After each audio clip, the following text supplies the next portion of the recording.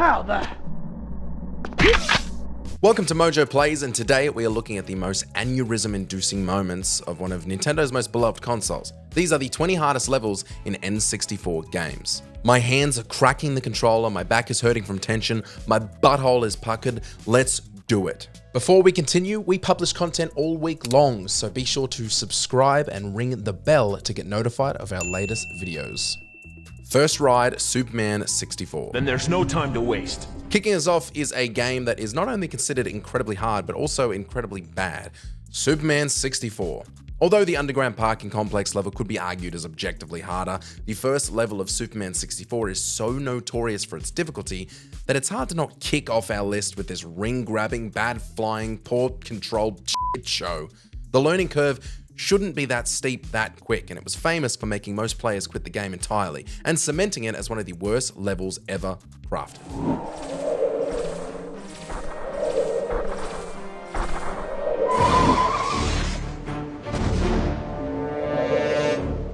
Oyster Bay Blast Core. You can do this.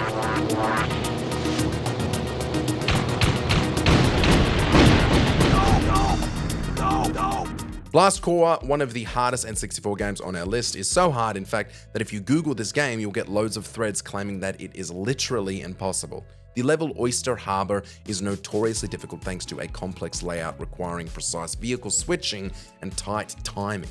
The level features water hazards, our least favorite type of hazard, and many obstacles require specific vehicles to destroy them efficiently.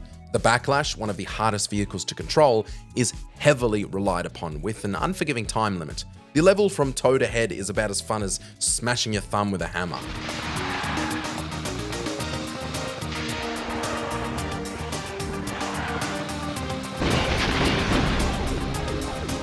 Rainbow Ride Super Mario 64.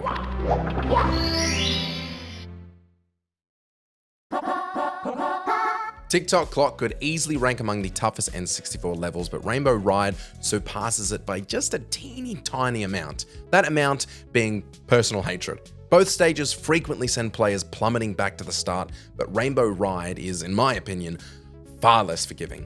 Honestly, when you combine Mario with rainbows, nothing good ever happens. It's undeniably one of the hardest Mario levels ever designed. I only have one tip: patience. Also patience, and don't forget patience, that's key.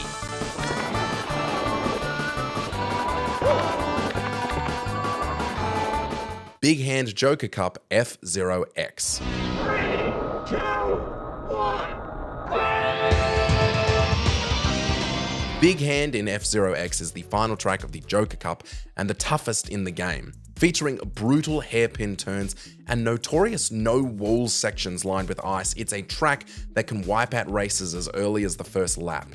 True to its name, Big Hand is shaped like a big hand with 5 fingers, making it a uniquely challenging course. Picture driving around a hand.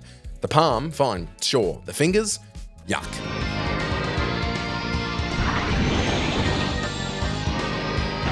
Aztec GoldenEye 007.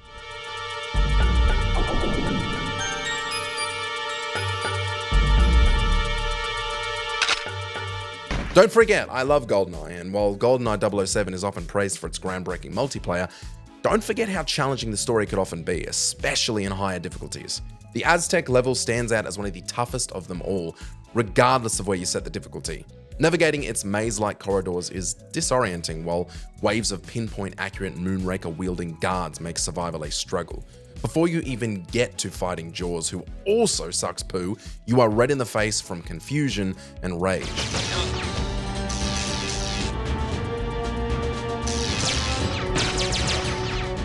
Venom 2 Star Fox 64. Let's see how you handle our new ships. Too bad Dad's not here to see you fail.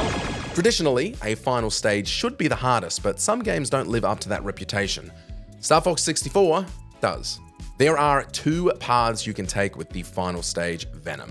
Venom 1 is generally considered easier, with a more linear progression and fewer challenging encounters. Venom 2 is more difficult, with a greater emphasis on keeping your team alive and navigating a more complex route. Relentless enemy waves, environmental hazards, and intense boss battles, it's a non-stop punch in the tit. Both paths culminate in a tough showdown against Andros, whose attack requires precise dodging and quick reflexes. Let's not even split hairs, difficulty aside, he's a true ball ache.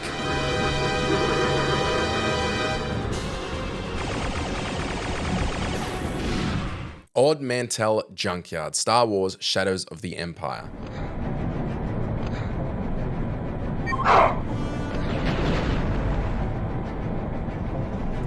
Several levels in Star Wars Shadows of the Empire could rank among the hardest on the N64. Sewers of the Imperial City can suck a big bag of farts. However, Odd Mantell Junkyard stands out as perhaps the most stressful. I wish I had a more clever word than stressful. You navigate train platforms while dodging enemies and obstacles, and the time to breathe doesn't exist, it's just an onslaught.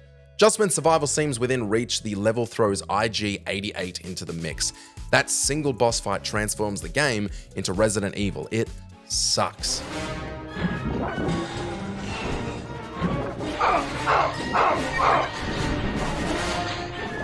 Great Bay Temple, The Legend of Zelda, Majora's Mask.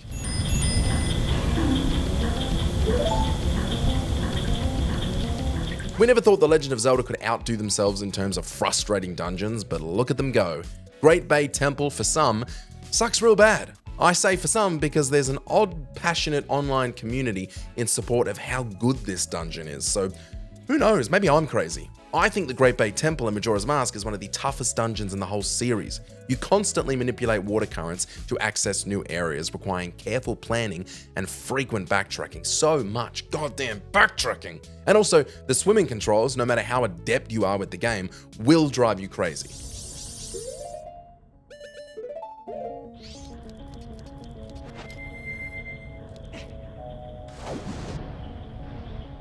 World 5 Mischief Makers.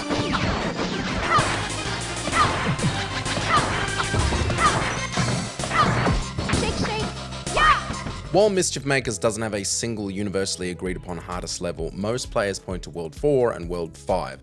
Sure, we could put both on this list, but I don't wanna, so World 5 it is. Any level that combines intense platforming with a crazy amount of enemies is always gonna ruin your day.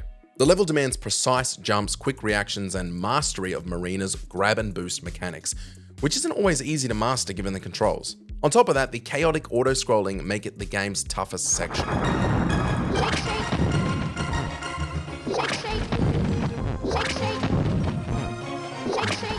Greenwood Village Silver Coin Challenge, Diddy Kong Racing. There are plenty of hard moments in Diddy Kong Racing's campaign. Its campaign which made it better than Mario Kart for me. While the second race against Bubbler the Octopus is a strong contender, the real difficulty comes from the silver coin challenges rather than the boss battles. Among them, Greenwood Village stands out as the hardest. Collecting every coin in a single lap is nearly impossible, forcing players to strategize while staying close to first place. Falling too far behind spells disaster when it's time to sprint for victory. Don't think this is easy if you're just watching masterful gameplay right now. Try it yourself and enjoy the hemorrhoid you'll grow. Final Showdown, Jetforce Gemini.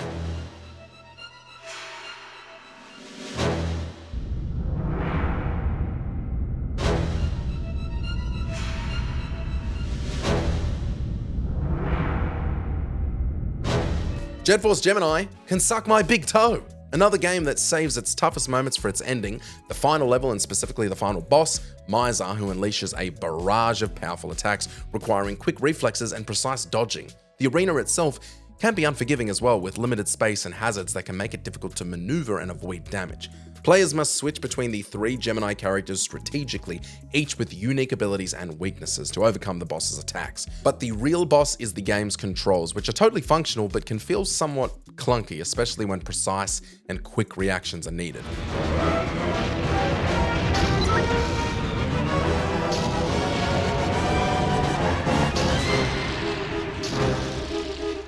Mayan SOS Perfect Dark.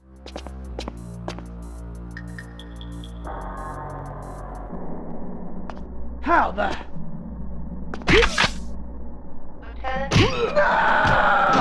Perfect Dark's odd roguelike stage is a brutal challenge with an incredible premise, but we have no time to get into it. Right away, you're at a disadvantage, starting with almost no health and no weapons. Your only option is to disarm guards just to survive.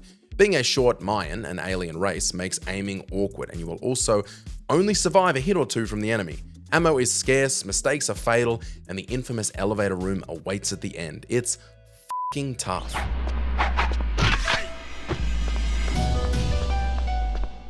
Lair of the Blind Ones, Turok 2 Seeds of Evil. Tell of ghostly figures emerging at night from underground and dragging hapless victims to their doom. Though they do not possess the power of sight, the blind ones are hardly helpless.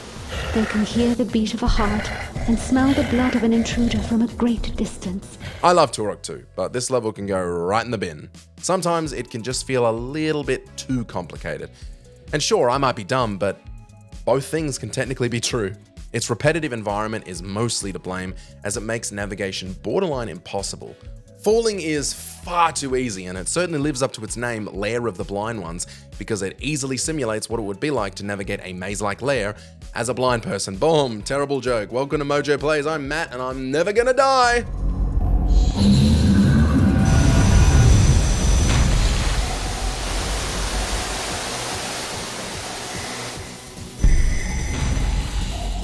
Chapter 8, It's War, Conquers Bad Fur Day.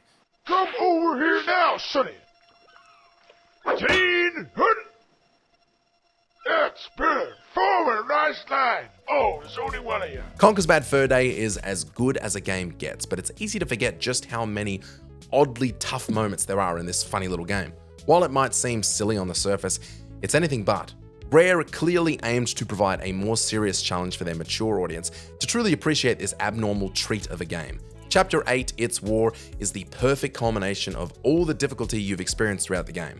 In a Saving Private Ryan parody, players reenact D-Day, and the gunplay requires a serious understanding of gaming mechanics that haven't appeared up until this point to such a degree.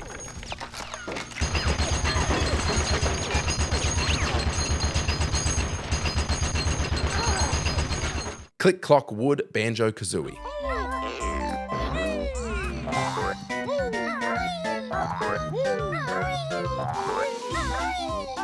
Click Clock Wood in Banjo-Kazooie is notoriously difficult. We don't even need to finish the entry. I'm sure 80% of you are going, oh, don't even get me f***ing started.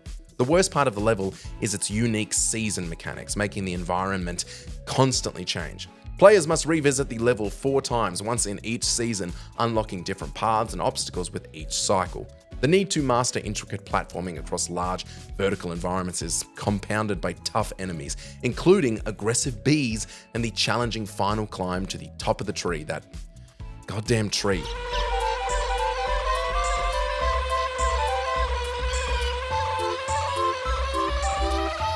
Out of This World 3, Glover.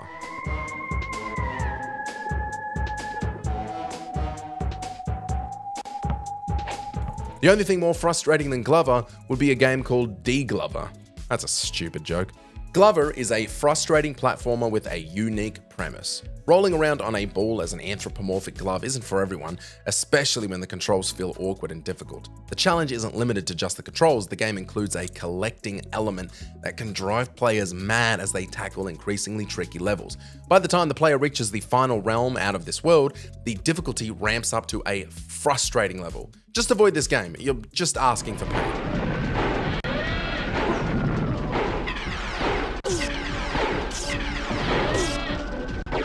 Map 32, Hectic, Doom 64.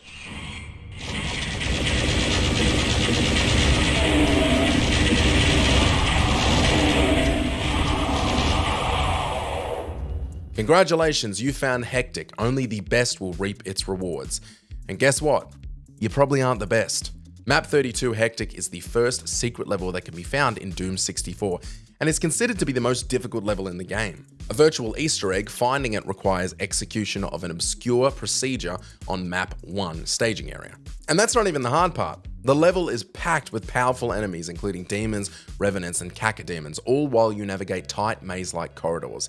Ammo and health are limited, forcing players to carefully manage resources while dealing with more waves than they're used to. It truly has to be experienced to understand.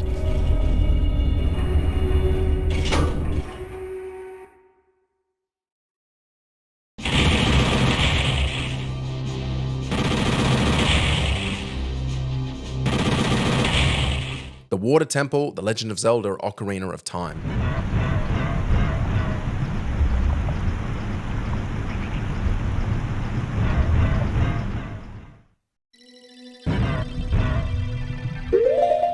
Hey, who didn't see this coming? It's the most infamous temple in the Legend of Zelda series, and for good reason, it sucks. This place isn't just challenging, it can be downright tedious. While there are certainly players who can breeze through it effortlessly, for most, no amount of experience seems to prevent the temple from twisting their minds into knots. The constant need to adjust water levels only adds to the frustration, leaving players trapped in an endless cycle of trial and error as they desperately try to avoid descending into madness.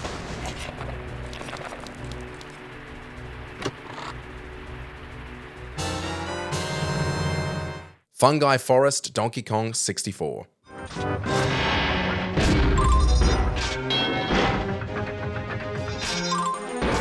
When players think of the hardest moment from Donkey Kong 64, what springs to mind usually? Chunky Kong's minecart race, the hardest of all minecart races, maybe the owl ride? Guess what? They're both in Fungi Forest. When it comes to minecart races, Diddy's one practically hands the coins to you, and in Donkey's you get to go back. But in Chunky's, the timing ramps up by probably, let's pick a fair number, 10,000. And speaking of tight timing, narrow winding paths and the need for precise controls, enter the owl race. Why was this game good again?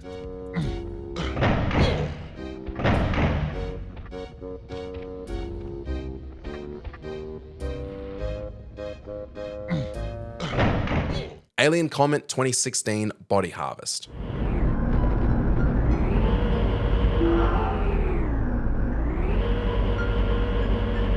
Fans of Body Harvest tend to appreciate a tough challenge, and this game certainly delivers. It was Dark Souls before Dark Souls. Not in terms of style, more in terms of hospital admissions.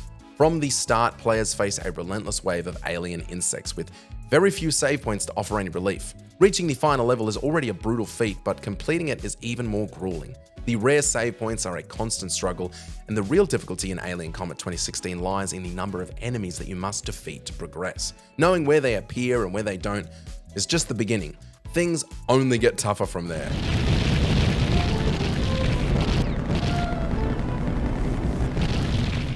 Did you enjoy this video?